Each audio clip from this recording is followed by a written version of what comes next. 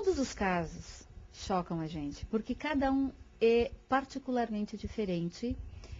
Cada criança que vem para nós traz um sofrimento e uma dor que é sua, né? E a variável disso é assim, é um estupro, é uma família com conflitos, é uma situação de abuso, é negligência. Cada situação é única e a gente tem que poder analisar isso para depois poder entender o que realmente a gente pode fazer para ajudar essa criança e essa família. Nara é a psicóloga do programa de apoio desde a sua criação. A especialista relata que toda e qualquer criança que seja vítima deve receber a ajuda. Existem diferenças de abordagem entre o abuso e o estupro. Estupro, ele não tem uma idade, eu acho que ele tem uma oportunidade, porque normalmente o estupro é feito por uma pessoa desconhecida. O abuso normalmente começa quando a criança já começa a esboçar um corpo de menina, né? Começa a ter algumas modificações. E com o menino, isso acontece em várias idades, né? Mas isso cessa no momento que a criança não suporta mais aquele sofrimento. E isso depende muito de cada criança, de cada estrutura familiar. Que eu acho que esse é o grande problema.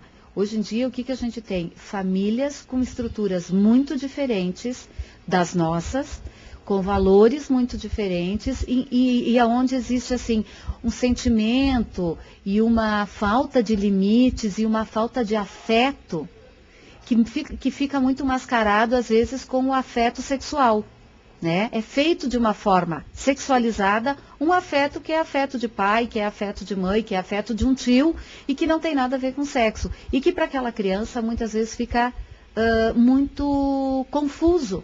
Porque talvez aquele carinho seja o único carinho que aquela criança receba da família, do pai, do agressor, enfim. Mudanças de comportamento se apresentam nas vítimas. Nenhuma alteração deve ser descartada. Segundo a psicóloga, a revelação só vem após a criança sentir segurança. O ambiente para o atendimento também é importante. Na sede, as paredes têm desenhos e mensagens. No primeiro momento, aquela criança sente que aquele pode ser um carinho. Quando ela começa a entender e não suportar mais aquela dor, ela vai verbalizar que aquilo não é um carinho, e sim que está acontecendo uma situação abusiva com ela.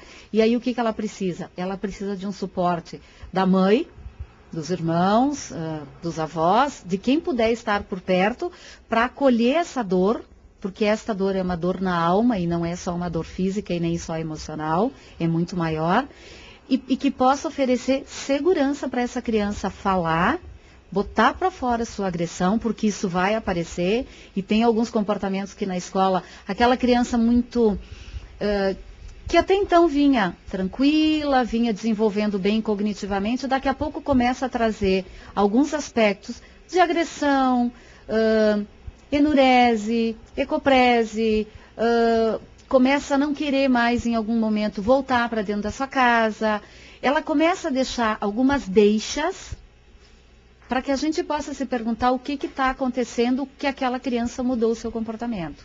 Então, a gente não pode descartar nunca todos esses fatores. Em 10 anos que eu estou aqui, o que eu tenho percebido? Que o abusador está cada vez mais refinado. Hoje, ele deixa o mínimo de provas, né? E para que as coisas possam acontecer judicialmente, sempre são muito importantes as provas. Mas uma das coisas que eu faço aqui é uma inquirição e com gravação em material apropriado, para que se possa realmente ouvir a dor que aquela criança tem e o que realmente aquela criança está nos dizendo. E a partir disso poder esboçar um plano de trabalho para cessar com aquela situação. E evitando também que ela repita muitas vezes o caso. Com certeza, porque muitas vezes, por ter ficado muito mal resolvida aquela situação dentro dela, algumas vezes existe essa repetição. Isso não é norma, mas muitas vezes isso pode existir. Há cerca de um mês foi preso o estuprador que vinha atacando vítimas de Farroupilha e região. Em 2006, uma adolescente de 14 anos procurou o programa. A adolescente gravou em sua memória a imagem das mãos de Ivan Motter. Essa menina, na época, veio com um grande sofrimento, porque foi uma situação que pegou ela, assim, na rua, né? Eu sei e acompanhei o sofrimento dela, o sofrimento familiar, mas não faz muito tempo que eu conversei com ela e ela já assim conseguiu superar muita coisa, conseguiu reorganizar a vida dela. Mas isso é uma etapa muito difícil, é uma dor muito grande. E ela marcou, na ocasião, as mãos do agressor, do estuprador. Isso foi uma coisa que ela tinha muito em mente, que ela viu a mão dele e aquilo foi algo que gravou muito nela, né? E me parece que foi uma das questões levantadas na questão quando ela chegou na delegacia de poder reconhecer o réu. O programa de apoio sócio-familiar atende junto ao Conselho Tutelar das 8 horas da manhã às 6 horas da tarde.